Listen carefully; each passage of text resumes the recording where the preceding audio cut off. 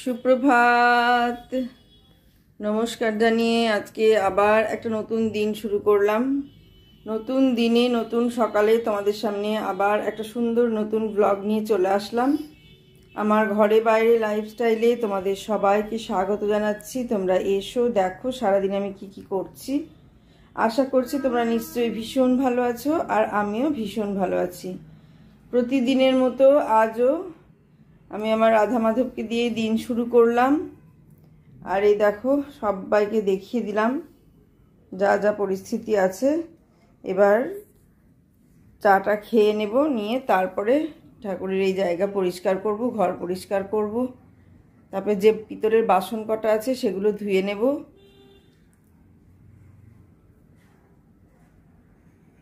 দেখেছো গোপাল বাবাজি একই রকম ড্রেস পরেছে, কানের দুল পরেছে, কি সুন্দর। আর এই দেখো রাধা মাধবকে দেখিয়ে দিলাম। সকালবেলায় রাধা মাধব দর্শন, দিন সবার ভালো যাবে।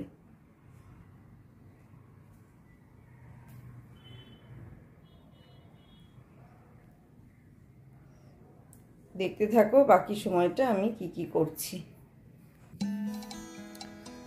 ঠাকুর ঘর থেকে চলে আসলাম সবার ঘরে।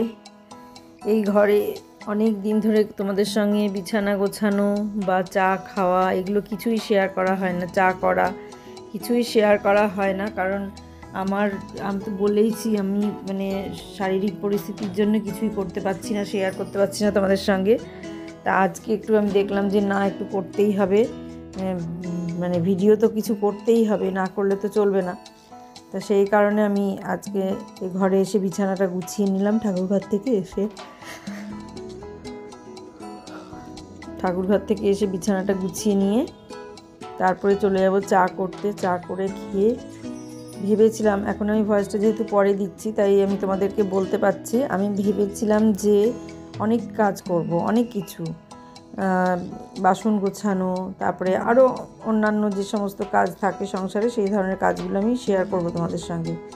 কিন্তু চাটা খাওয়ার পরই বলল যে যেতে হবে, একটু বাইরে কাজ আছে, সেই কারণে আমাকে বেরোতেই হলো। তো সেই কারণে কিছু করার ছিল না, ওই টাইমেই বেরোতে হতো, অফিস খুললেই বেরোতে হবে। তো বাবা বললো যে চলো, তারপরে জেনে আসবো ভালো করে আমার আর যাওয়া লাগবে কি না। কিন্তু কিছু করার নাই, যেতে যখন হবে তখন হবেই। তাই দেখো গিয়েছিলাম, গিয়ে তারপরে ঘুরে আসার পরে আর সম্ভব হয়নি বাসন টাসন গোছানো। স্নান করে পুজো টুজো করে নিয়েছিলাম, ভেবেছিলাম যে পুজোর পরেও গোছাবো, কিন্তু এত পরিমাণ গরম, এত ভারী গরম লাগছে, আমি ওই পুজোটা করতে ওই ঘরে ঘেমে নিয়ে শেষ। সেই কারণে আমি দেখলাম যে এখন আর পারবো না এই দুপুরবেলায় রান্নাঘরে সব পরিষ্কার করতে, ওটা রাতেই করে নেব। এখন এইটুকুনি করে স্নান করে পুজো করে খাবার খেয়ে রেস্ট নিয়ে নিই। আমার খাবারটা তোমাদের সঙ্গে শেয়ার করা হয়নি আজকে, দুপুরের খাবারটা আমি আবার সেই আগের মতন খাওয়াই শুরু করলাম, নাহলে ঠিক হবে না। খাবার দাবার কন্ট্রোল করলে আমার সব ঠিক হয়ে যায়, শরীর একদম ফিট হয়ে যায়। তো সেই কারণে আবার সেই খাওয়াই শুরু করলাম।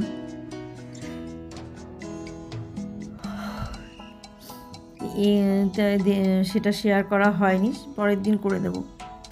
আর এই দেখো বিছানার চাদরটা পেতে খুব ভালো হয়েছে। চাদরটা একটু খসখসে টাইপের, এটা শীতে পাতলে খুব ভালো, খুবই ভালো, কিন্তু গরম হলেও আমার কোনো অসুবিধা হচ্ছে না, কারণ এসি চলছে তো সেটার জন্য অসুবিধা হয় না। আর একটা ব্যাপার, চাদরটা কুঁচকে যাচ্ছে না, যখনই হাত দিয়ে একটু টান করছি ব্যাস টান হয়ে যাচ্ছে, এটা খুব ভালো লাগছে। এর নিচে যে চাদরটা পাতা আছে সেই চাদরটা কুঁচকে যেত, এটা একটা সমস্যা হতো, কিন্তু এই চাদরটা কুঁচকে যাচ্ছে না। এখানে ডবল চাদর পাতা আছে, এটা একটা আমার সুবিধা হচ্ছে, খুব তাড়াতাড়ি একটুখানি বিছানাটা টান করে নেওয়া যাচ্ছে, পরিষ্কার করে নেওয়া যাচ্ছে। একটু হাত দিয়ে একটুখানি টেনে নিলাম, একটু ঝেড়ে নিলেই পরিষ্কার থেকে যাচ্ছে। তা আমি চাদরটা দেখে ভাবছি যে এরকম ধরনের চাদরই পাতবো। ওরা গরম বলে ওই ঘরে পাচ্ছে না, বুয়াইরা 3 ঘরে 3টে নিয়ে আসা আছে, তো বুয়াইরা পাচ্ছে না গরম বলে, তা আমি আবার পেতে দিলাম। তা আর দুটো আছে, সে দুটোও নতুন চাদর, কিন্তু এই রকম আর কি।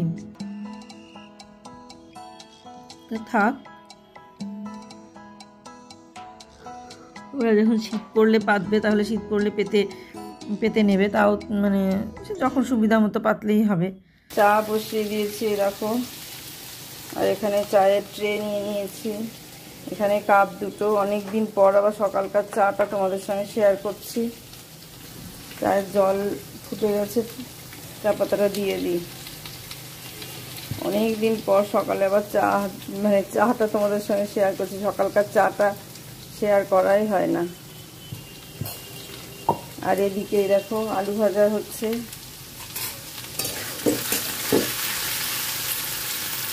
এদিকে আলু ভাজা হচ্ছে, আর এদিকে আলু দিয়ে পটল দিয়ে ডাঁটা, শাকের ডাঁটা আর মিষ্টি কুমড়ো দিয়ে সবজি হবে। যে পটল আলুটা ভাজতে দিয়ে দিয়েছে। আর এখানে ডাল আর মাছ হয়ে গেছে, এই যে ডাল হয়ে গেছে, আর এখানে মাছও হয়ে গেছে, ভাত হয়ে গেছে। আর এখানে যে ডাঁটাটা কাটছে, ডাঁটা কাটছে। আর এইগুলো দেখাতে দেখাতে দেখো চায়ের জল ফুটে গেল, চা পাতাটা দিয়ে দিই।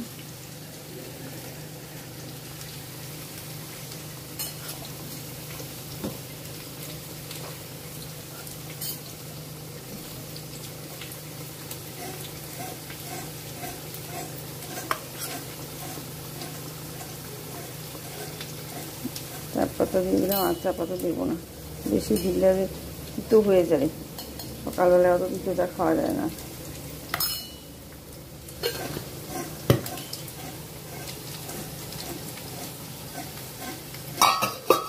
এখনো গলার আওয়াজ ঠিক হয়নি, যে মানে ঠিকঠাকভাবে কথা বলবো সেরকম আওয়াজ এখনো ঠিকঠাক হয়নি। আমি আর একবার নেড়ে দিলাম, একটু এসে তারপরে উঠবে, আর আমি চিনিটা চালিয়ে দিই, আর কথা বলবো না। চিনিটা চালিয়ে না দিলে ওই যে রান্না হচ্ছে তো ওগুলো সব চারিদিকে তো লেগেই যাবে জানোই, সেই কারণে আমি দেখলাম ভাজা টাজা হচ্ছে, ওটা ঢাকা আছে কিন্তু এটা তো হচ্ছে, সেই কারণে আমরা একটু চালিয়েই দিলাম। অনেকক্ষণ ধরে বন্ধ করে রেখেছি। চিমনি চললে কোনো আওয়াজ শোনা যায় না কথার, আমি ভয়েস দিলে পরে কিচ্ছু শোনা যাবে না, সেই জন্য চিমনিটা চালিয়ে দিলাম। দিয়ে এই কথার মানে আওয়াজটা মিউট করে দিলাম। চা নিয়ে ঘরে চলে যাই। এই কদিন বেশ আরামে ছিলাম, বাইরে বসে চা খাওয়া হতো, কিন্তু ইদানিং আর বাইরে বসে চা খাওয়া হচ্ছে না, ঘরে গিয়েই চা খেতে হচ্ছে। এতটাই গরম, মানে সাংঘাতিক গরম পড়ছে, সাংঘাতিক, বাইরে থাকাই যাচ্ছে না। দুদিন তো খুবই গরম, বিছানায় বসেই চাটা খেয়ে নিই, না হলে বাইরে ডাইনিং টেবিলে। সকালের চা নিয়ে শুরু করলাম দিনটা, আর এই দেখো সকালকার চা, এই চা করলাম দেখতে, দেখো নিয়ে চলে এসেছি। অনেক দিন পর সকালকার চা তোমাদের সঙ্গে শেয়ারই করা হয় না। আর চাটা খেয়ে নিই, বিছানায় গোছানো হয়ে গেছে, ঠাকুর দেখিয়ে দিয়েছি, এবার চাটা খেয়ে তারপরে আবার ঠাকুর ঘরের যে সমস্ত কাজগুলো, তুলসী বেদি মোছা, পরিষ্কার করা, ফুল তোলা, ঠাকুর ঘরের যে কাজ, সেই কাজগুলো করে নেব, নিয়ে তারপরে আবার আজকেও একটু বাইরে যাওয়া আছে। দেখতে থাকো, আমার সঙ্গে থাকো। তুলসী বেদিটাও দুদিন শরীর খারাপের জন্য আমি মুছতে পারিনি, বউয়ের বাবাই মুছে দিত, তা সেই কারণে ওটা আবার শেয়ার করিনি। আর তাছাড়া প্রতিদিন একই জিনিস শেয়ারই বা কী করবো, আর আমি মুছতেও পারিনি দুদিন, বাইরে আসতেই পারিনি সেভাবে, সেই মানে পুজোর পর থেকে। আমি বললাম না, আমি ধকলটা নিতে পারি না, যে কন্টিনিউ একটা ধকল, সেটা এই কিছুদিন ধরে, মানে বছরখানেক ধরে, বছর দুয়েক ধরে সেটা নিতে পারছি না। মানে একটু ধকল নিলেই শরীরটা খারাপ হয়ে যাচ্ছে, আবার হয়তো কিছুদিন যাচ্ছে, তারপর আস্তে আস্তে আবার ঠিক হচ্ছে। মিষ্টুর বিয়ের পরেও তাই হলো, বিয়ের পরে কিছুদিন একটুখানি ইয়ে হয়ে গেল, আবার ঠিক হলো। আবার এই দেখো এদের বাড়িতে বিয়েতে গেলাম, তারপরেও আবার একটু কিছু মানে ইয়ে হয়ে গেল। আবার দীঘা থেকে এসে আমার কিছু হয়নি, এটা একটা মানে ভালো ব্যাপার।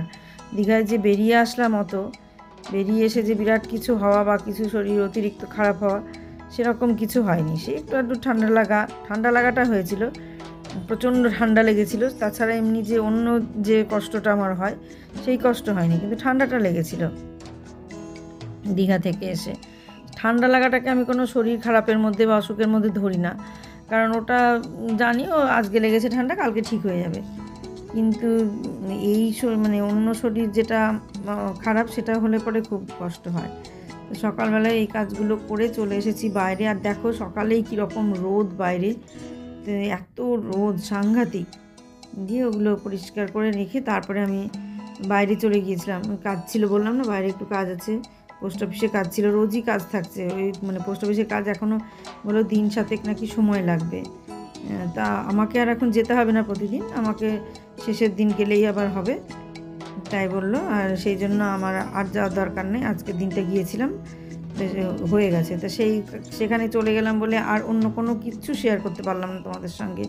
দিয়ে দেখো স্নান করে চলে আসলাম ঠাকুর ঘরে। আবার স্নান না করে কি আর এই সমস্ত কাজগুলো করা যায় বলো?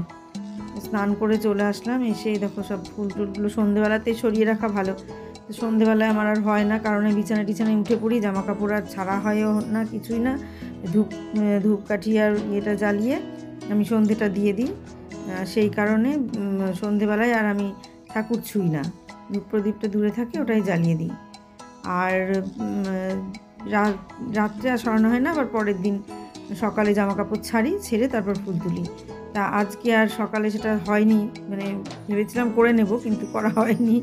সেই জন্য একবারে বেরিয়ে এসে স্নান করে এই দেখো সব ফুল টুল পরিষ্কার করে নিলাম। এই জায়গাটা পরিষ্কার করা নাকি একটা ঝাড়ু পাওয়া যায়, এই ঠাকুরের ঘর মানে সিংহাসন পরিষ্কার করা ঝাড়ু পাওয়া যায়। তা সেই ঝাড়ু একটা কিনবো, যাতে এই সিংহাসনের ওপরটা পরিষ্কার করা যায়। না হলে এত ফুলের নোংরা পড়ে যে মানে ফুলগুলো শুকিয়ে গেলে যেরকম ছড়িয়ে ছিটিয়ে পড়ে, তখন পরিষ্কার করা একটু অসুবিধা হয়, সেই কারণে। আর এই দেখো মহাদেব থাকে যে পাত্রটায়, সেই পাত্রটা আমি দোকানে দিয়ে আসবো বলেছি, যে দোকানে দিয়ে আসবো, তাহলে ইয়ে করে দেবে দোকান থেকে, ওই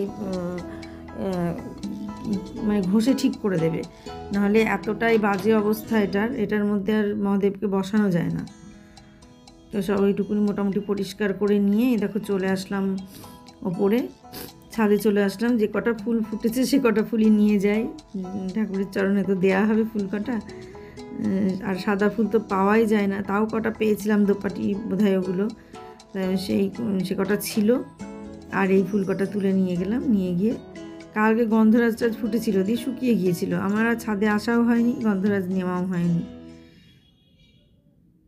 রঙ্গন ফুল কাউকে দেওয়া যায় কি না আমি তো জানি না, সেই জন্য রঙ্গন ফুল আর তুললাম না। যদি জানতাম যে দেওয়া যায় কি না, তাহলে এবার আমি একটা দুটো হয়তো তুলে নিয়ে আসতাম, সবার চরণে একটু করে দিতে পারতাম। রঙ্গন ফুল প্রচুর ফুটছে, ভেবেছিলাম গাছটা মনে হয় মরেই যাবে এরকম ভেবেছিলাম না, কিন্তু রঙ্গন ফুলের গাছটা যে এত সুন্দরভাবে আবার হয়ে যাবে সেটা বুঝতে পারিনি।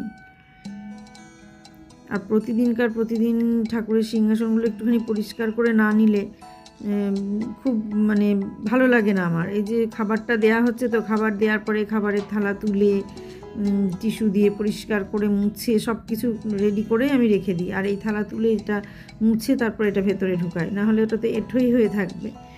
এটা আমার মনের বিশ্বাস যে ওটা এঁঠো হয়ে থাকবে, সত্যিও হয়তো হয়। এটা আমার মনে হয় যে না, জায়গাটা এঁঠো হয়ে থাকবে, আমি মুছে রাখি। আর ফুল দেওয়ার যে থালাগুলো, ওগুলো ফুল দেওয়ার থালাগুলো রেগুলার ধোয়া হয় না, ওগুলো টিস্যু দিয়ে মুছে নিই, ওটা সপ্তাহে একদিন করে ধুয়ে দিই, আর প্রতিদিন টিস্যু দিয়ে মুছে নিয়ে ওখানে পেতে দিই। আর লোকনাথ বাবার একটা ধুতি ওদের তৈরি করতে দেবো, এবার আসলে পরে ছিটটা দিয়ে দেবো। এই দিন ছিটটা দেওয়া হয়নি, এই দিন ছিটটা বের করে রাখবো, রেখে যেদিন দিতে আসবে আবার একটা পোশাক তৈরি করতে দেবো।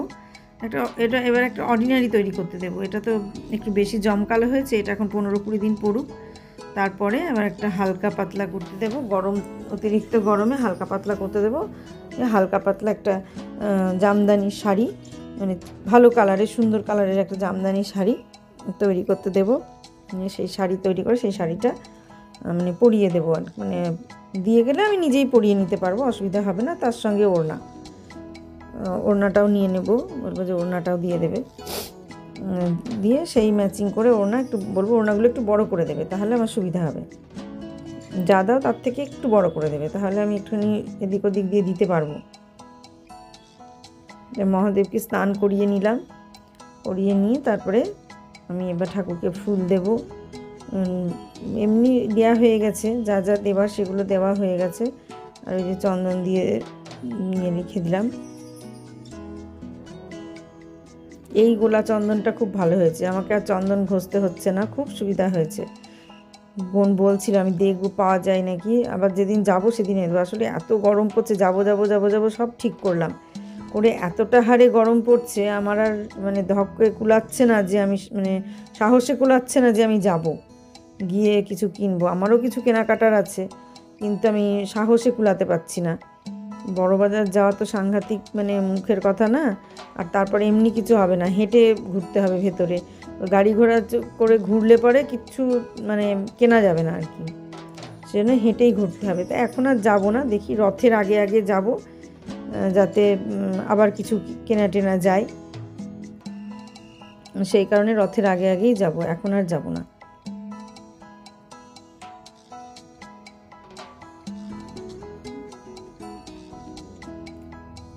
গাঁদা ফুলগুলো ছিল, তাই গাঁদা ফুলগুলো দিয়ে দিলাম, আর তার সঙ্গে গাছ থেকে তুলে নিয়ে আসলাম সেই ফুলগুলো দিয়ে দিলাম।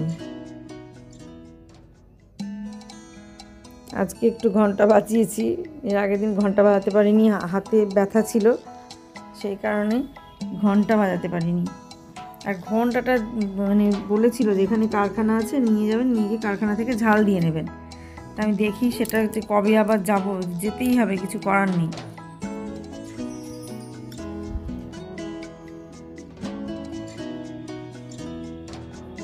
কারখানা থেকেই ঝাল দিয়ে নিয়ে আসতে হবে।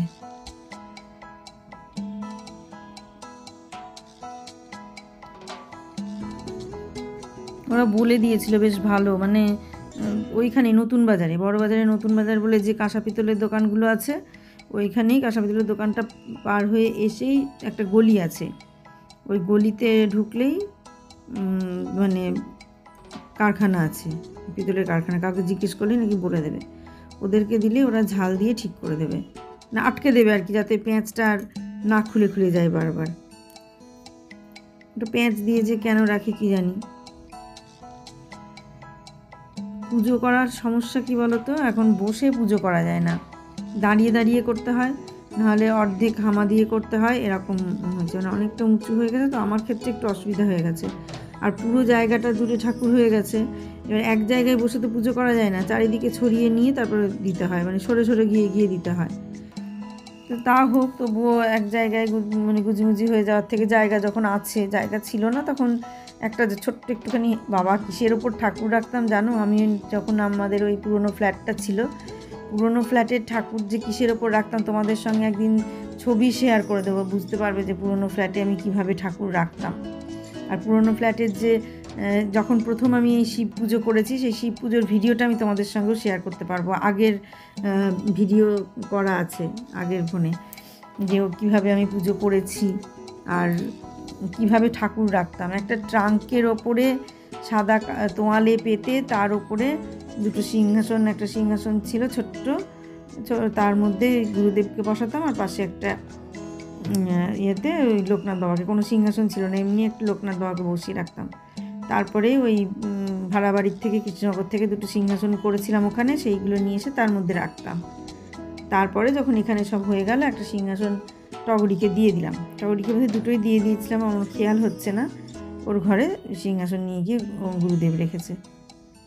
তা সেটাই বলছি, ট্রাঙ্কের ওপর মানে রাখতাম, খুব কষ্ট, সাদা তোয়ালে পেতে, আর সেই ট্রাঙ্কের মধ্যে থাকতো কম্বল টম্বল, এই সমস্ত, মানে কম্বল না, মানে যে সমস্ত জিনিসগুলো বের করাই লাগতো না, মানে ওই হয়তো 2 বছর পর হয়তো একদিন কোনো সময় দরকার লাগতো, বা স্মৃতি হিসেবে আছে, কোনো দিন বের করতেই লাগবে না, সেই জিনিসগুলোই ট্রাঙ্কের মধ্যে থাকতো।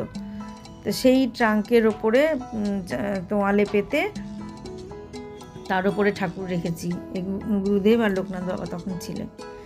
রাখবো কোথায়, সেই জন্য আর করিনি কিচ্ছু, কোনো ঠাকুর কাউকে আনিনি। তারপর মনে মনে ভেবেই তো রেখেছিলাম যে যদি জায়গা তিনি দেন, কোনো দিন যদি জায়গা দেন বা তাহলে পরে আমি ঠিক নিয়ে আসবো। তা সেই জায়গা, নিজের জায়গা নিজে করে নিয়েছি।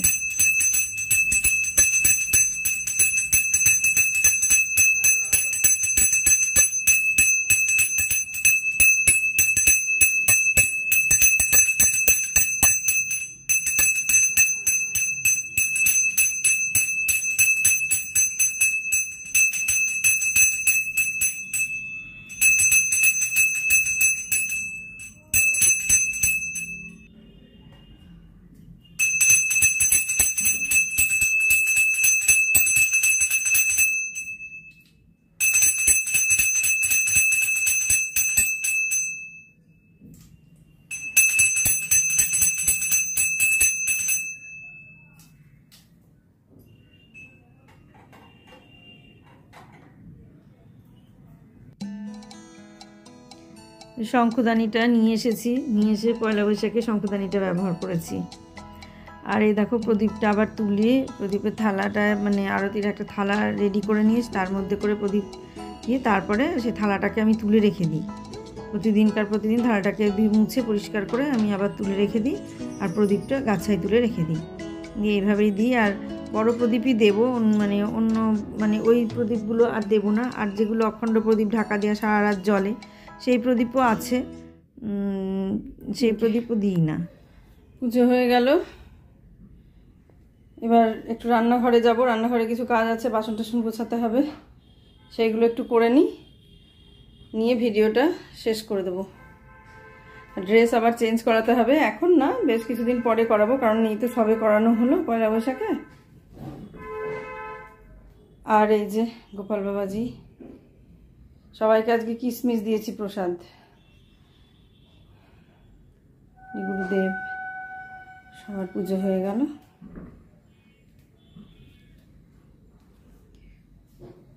ভেবেছিলাম অনেক কাজ করব, রান্নাঘরের বাসনও গোছাবো, কিন্তু কোনোটাই করতে পারিনি। বললামও তোমাদের করব, কিন্তু গরমে আমি আর কিছু। প্রতিদিন এইভাবেই পুজো হয়, বিশেষ বিশেষ দিনে, তখন বৃহস্পতিবার, শনিবার, এসব বারগুলোতে একটু, শুক্রবারেও একটুখানি হয়, যেদিন যেরকম হয় মোটামুটি একটুখানি ভালো করে দেওয়ারই চেষ্টা করি।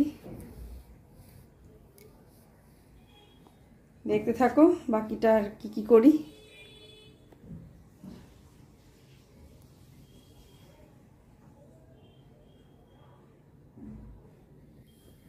এই যে সেকেন্ড রাউন্ড চা নিয়ে চলে এসেছি তোমাদের সামনে। এই দেখো, দেখাই, এই দেখো, এই যে সেকেন্ড রাউন্ড চা নিয়ে চলে এসেছি। আর সেকেন্ড রাউন্ড চায়ের সঙ্গে আজকের ভিডিওটা শেষ করে দেবো, আজকের ব্লগটা এখানে শেষ করে দেবো। মানে দুদিন শরীরের অবস্থা খুব একটা ভালো নেই বলে আমি সেভাবে ব্লগ দিতে পারছি না তোমাদের সামনে।